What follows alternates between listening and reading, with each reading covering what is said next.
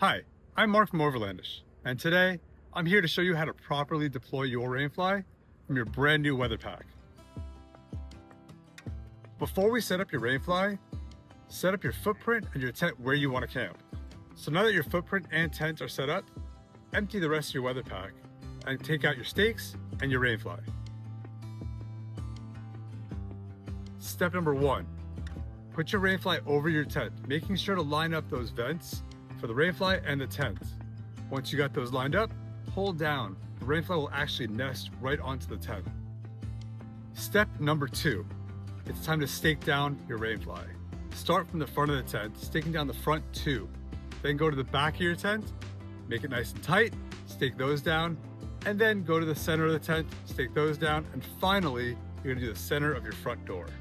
Step number 3, it's time to fine tune. So go around your tent and make sure that the fly is nice and tight.